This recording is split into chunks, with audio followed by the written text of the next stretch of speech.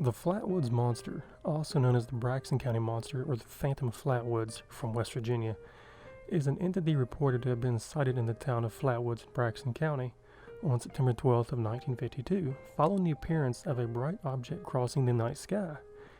But now nearly 50 years later, investigators concluded that the light was a meteor and the creature was a barn owl perched in a tree with shadows making it appear to be a large humanoid. But now, could that really be the case? No one really knows. But we're going to dive into the history of the Flatwoods Monster to see exactly what sparked all this bizarre outrage. And just maybe, the Flatwoods Monster is actually real. You just really never know. Now, at 7:15 on September 12th, back in 1952, two brothers, Edward and Fred May, and their friend Tommy Hyer, said they saw a bright object cross the sky and land on the property of local farmer G. Bailey Fisher. Now, the boys went to the home of Kathleen May, where they told their story. May, of course, accompanied by the three boys, local children, around the area, Neil Nunley and Ronnie Shaver, and a West Virginia National Guardsman, Eugene Lemon, went to the Fisher farm in an effort to locate whatever it was that the boys had seen that night. The group reached the top of a hill where Nunley said they saw a pulsing red light. Now, Lemon said he aimed a flashlight in the direction and momentarily saw a tail, not a tail, but a tall man-like figure with a round red face surrounded by a pointed, hood-like shaped object. Now, descriptions varied, of course. In an article for Fate magazine based on his tape-recorded interview, UFO writer Gray Baker described the figure as approximately 10 feet tall, with a round, blood-red face and a large, pointy, hood-like shaped head. Around the face, eye-like shapes were emitted greenish-orange light and a dark black or green body. Now, Kathleen May described the figure as having small claw-like hands, clothing like folds, and a head that resembled the ace of spades. According to the story, when the figure made a hissing sound, it glided towards the group. Lemon screamed and dropped his flashlight, causing the group to run away. So, right there, and also from what I gathered, these people that are seeing this are pretty young. They range between the age, 10 to 17. I think 17 is the guardsman. I think that's how old he is. But then, of course, you got the mother. But it's a bunch of kids, who you don't know what exactly they could have saw. Now, the group said that they smelled a pungent mist, and some later said they were, nauseated. The local sheriff and a deputy had been investigating reports of a crashed aircraft in the area.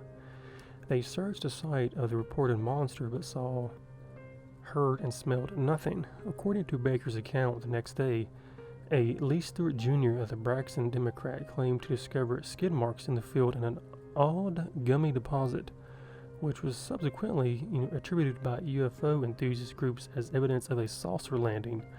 So right here you have somebody who thinks that there actually could have been an alien landing and the government's just trying to cover it up.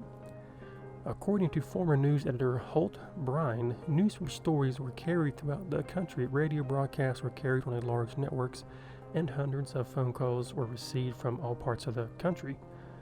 Now, the National Press Service has read the story, 11 for the year. A minister from Brooklyn came to question the May family. A Pittsburgh paper sent a special reporter. UFO and 14 writers like Gray Baker and Ivan T. Sanderson arrived to investigate as well. So,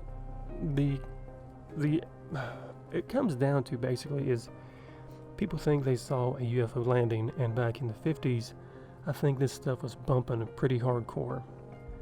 Now, some conventional explanations. After investigating the case in 2000, Joe Nickel of the Committee for Skeptical Inquiry concluded that the bright light in the sky reported by the witnesses on September 12th was most likely a meteor that had crashed, that the pulsing red light was likely an aircraft navigation hazard beacon, and that the creature described by witnesses closely resembled an owl. Now, Nickel suggested that witnesses' perceptions were distorted by their heightened state of anxiety. Nickel's conclusions are shared by a number of other investigators, including those of the Air Force. So, as I was saying, you don't really know. because no one knows what's in Area 51. People think there's aliens there. People think there's aliens everywhere you go, actually. But now, the night of September 12th sighting, a meteor had been observed across 3 states, Maryland, Pennsylvania, and West Virginia. According to Nickel, the 3 flashing red lights, where just aircraft beacons, were also visible from the area of the sightings, which could account for descriptions of a pulsating red light and red tint on the face of the supported monster. Now, Nickel concluded that the shape, movement, and sounds reported by witnesses were also consistent with the silhouette, flight pattern, and call of a startled barn owl perched on a tree limb, leading researchers to conclude that the foliage beneath the owl may have created the illusion of the lower portions of the creature, described as being, green, basically. Researchers also concluded that the witnesses' inability to agree on whether the creature had arms or not, combined with Kathy May's report of having small claw-like hands, which extended in front of it. Others matched description of a barn owl and its talons gripping a tree branch. Now, according to skeptic Ryan Hopt, even the local boy Max Lockhart admitted he'd driving around the site hoping to see something in his Chevy truck. Paranormal investigators concluded that the tracks, oily residue, and bits of a rubbery substance might have been left by the creature and not the truck. Now, Ryan explains nausea reported by some of the witnesses as symptoms consistent with hysteria and over-exaggeration. Now, some of the local culture, officials have erected a Welcome to Flatwoods, home of the Green Monster sign on the route leading into the town. In celebration of the legend, the Braxton County Convention and Visitors Bureau built a series of 5 tall chairs in the shape of the monster to serve as landmarks and visitor attractions. The town of Flatwoods also houses a museum dedicated to the monster legend and offers promotional merchandise. The Bureau rewards visitors who photograph all 5 chairs with free Braxy stickers as part of their ongoing promotion. The monster legend is celebrated every year when the town of Flatwoods holds its annual festival called Flatwood Days. The 3-day festival is a weekend of live music, food, and very craft vendors. Now, for those who don't know, who've been living under a rock this whole time, the Flatwood Monster has become more popular, in my opinion, because it was released in Fallout 76, which takes place in West Virginia. But my whole take on this is, at the time, aliens were bumping, and the Cold War and all that was going on too back in the 50s.